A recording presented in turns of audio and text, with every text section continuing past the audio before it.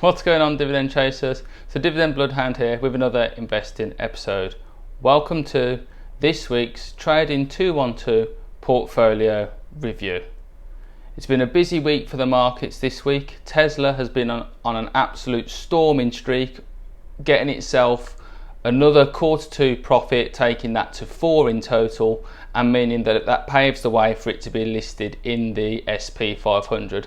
And then guess what happened? The price fell through the floor and $240 fell off it almost overnight as traders took their profits. But there has been a wider sell-off in the market this week as well, and as we get in there and we have a look at the auto investing and the trading 212 pie that I set up to become a millionaire, all my positions in that are red, and there's been a minor, it's not a crash, it's not a correction yet, but there has been a minor sell-off that has knocked a few points off all of the stocks in that part of the portfolio. However, some of my other positions aren't doing too bad at all. Hopefully this video brings you some value, and if that is the case, please hit that like button in the corner there. And if you're brand new here and you've never been to this channel before, it would be absolutely fantastic if you could subscribe to the channel by clicking that button, red button in the corner there, and even ticking that notification bell to get notified when I release brand new content and portfolio reviews. That being said, let's roll the intro and I'll catch you on the other side.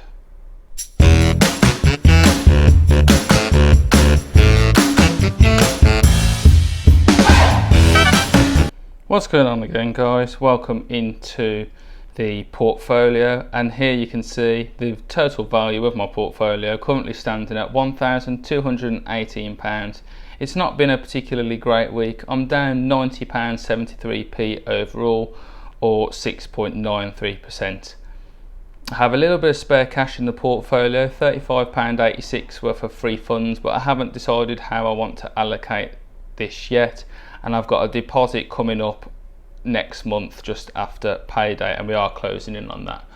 So I'll start off with the pie section of my portfolio, my FANG plus pie, and as you can see we're £6.69 down on this one, or £3.66, and my holdings are as follows. I have 11 slices, as you can well see there, and Facebook is down 4%, 68p, Microsoft down 5% or 90p, Amazon down 1.6%, Apple down 3.7%, Tesla miraculously, even with all the good news that it has had this week, is down just the 1%, and it's only fell because its price has been going so exponentially upwards. It's only fell in value a week's worth of growth, to be fair. Not very much at all really, and I rate Tesla very, very highly.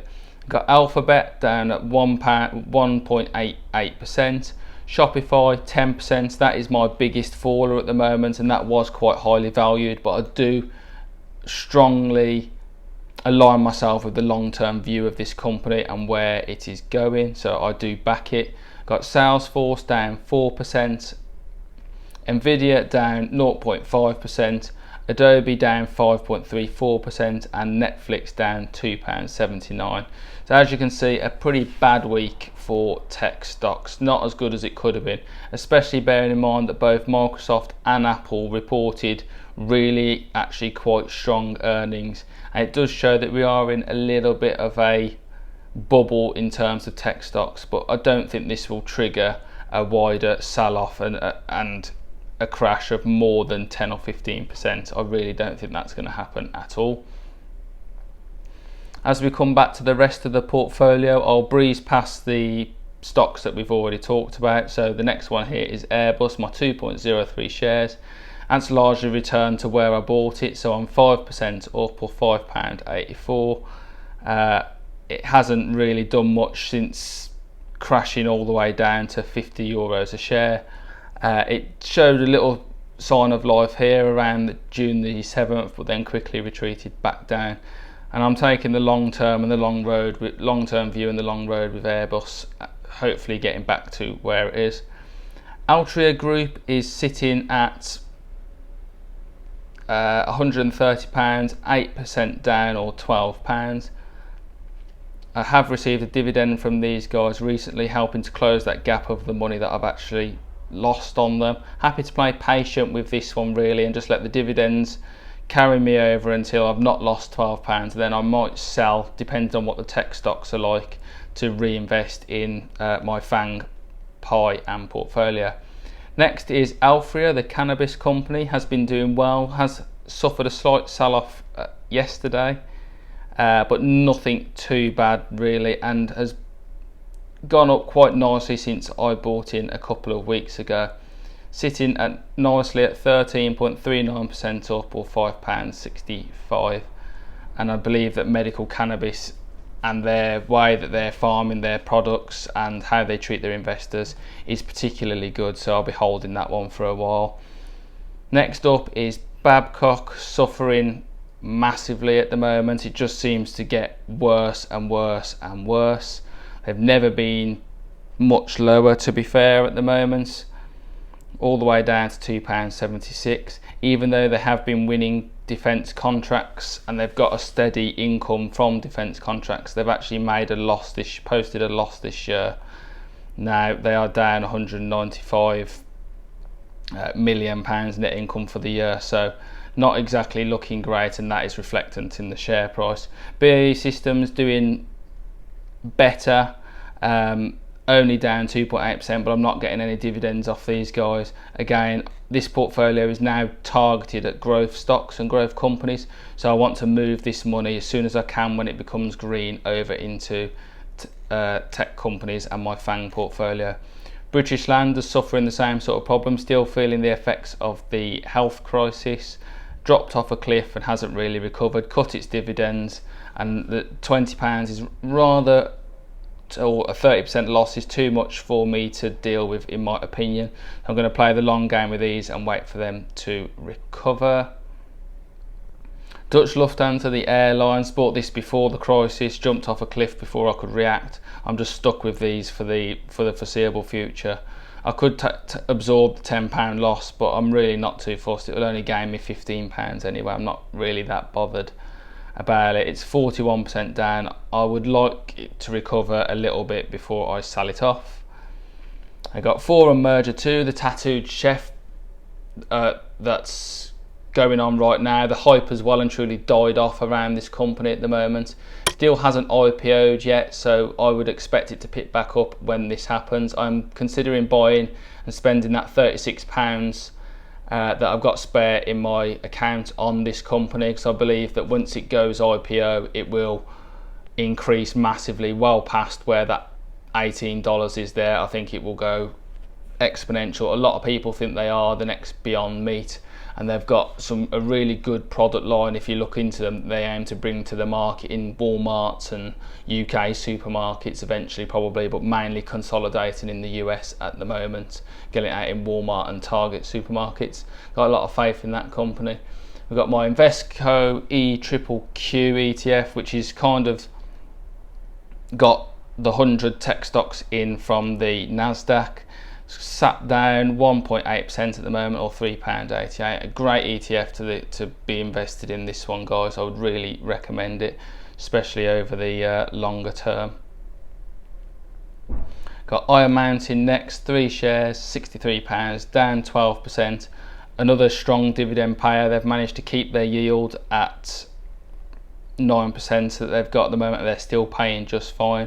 Again, I'm going to wait this one out, absorb a few more dividends, and then sell it off, hope for some share price recovery, sell it off and reinvest in growth. 2 more ETFs here, Momentum Investing Europe and Momentum Investing Worldwide. Both got some really well performing companies in. They have to hit a certain threshold and return double-digit growth year on year to make it into the actual portfolio. There's certain stipulations. I haven't got all the stipulations on hand, but they have to be a really strong growing company to be included in that ETF. Occidental Petroleum is a stock that I would rather avoid, and that will always go on a lesson learned, really.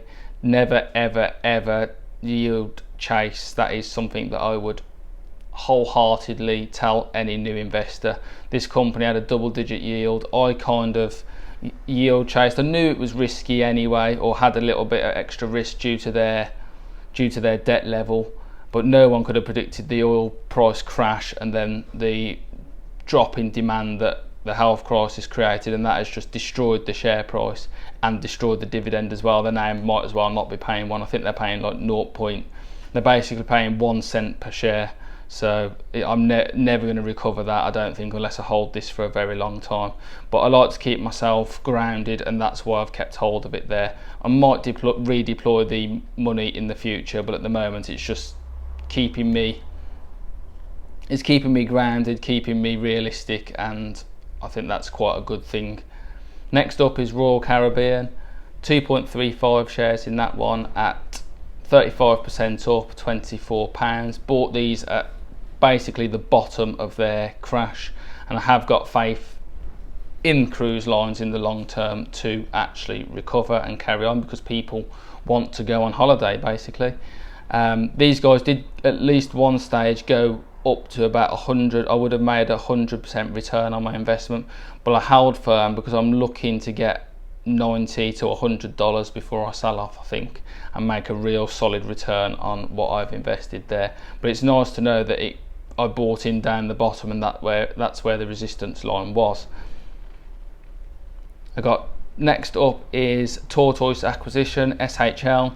Again, the bandwagon has truly stopped with these guys as well, so flew all the way up to $31 a share and has now returned down to 17. But again, they still haven't fully IPO'd yet, so I'm expecting that to bounce back up a little bit like Nikola did. Nikola suffered the same sort of thing. There was an original peak in interest, then it died off, then it actually went IPO, and then it ended up at the $60-70 margin that it was at, and now it's tumbled back down from there. But that is a great way to make some money, although I do believe in the long-term goals of this company and its long-term money making ability, that is for sure. And then last but not least, we have TUI. Again, I bought into the travel industry knowing that people are going to want to go on holiday again. Bought in somewhere near the bottom, although it has crept back down lower since then. £5 down at the moment, or 13%, but I would expect this company to recover as soon as restrictions start to get lifted. I'm not expecting it to bounce straight back up to £9 a share, but I'm expecting to be able to make some money on it as it hits the £6 mark.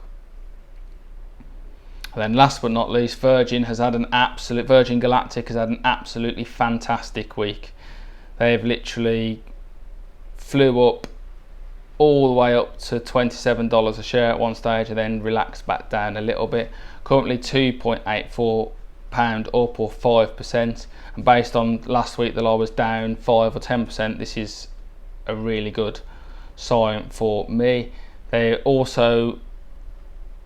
won a NASA contract recently to get astronauts used to flying weightless, and they are going to offer tours and get media involved and give them a tour of their spaceship, as they call it. So that might generate some publicity as well in the near future to further boost the share price.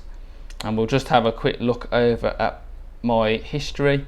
So you can see my buys there for the FANG Plus Pi, and then I received one free share of National Grid this week. So somebody used my free share referral link, and if you want to do that, the link is below in the comments, or you can see it on my YouTube banner, and you can get a free share up to £100. And there you can see my 2p Occidental Petroleum dividend token, almost not worth having, but then you can see the massive dividend that I got off Altria at £2.28, and based on the fact that I only own £130 worth of the company, that is a really good return from that sin stock essentially.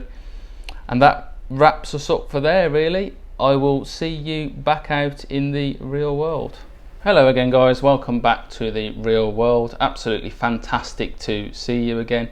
Thank you for sticking around until the end of the video. Not everybody has the endurance to do so. I hope you enjoyed the video as well. I'd be interested to hear some of your thoughts on the stocks that I've got in my portfolio. Would you ditch Occidental Petroleum and some of the stocks that are in my portfolio that aren't performing so good, and then reinvest that money into the tech stocks, or would you hold firm like I am at the moment? I'd be interested to hear your thoughts.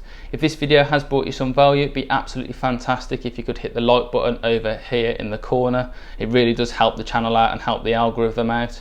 And it'd be brilliant if you've not subscribed to the channel to please do that now, and also hit that notification bell as well to get notified when I release my portfolio updates, because you never know when the information, hopefully all the information is relevant to you, but you never know when information is going to be even more relevant than ever, especially when I conduct stock reviews and recommendations that I find that I would personally add to my portfolio. Hopefully you've enjoyed this video.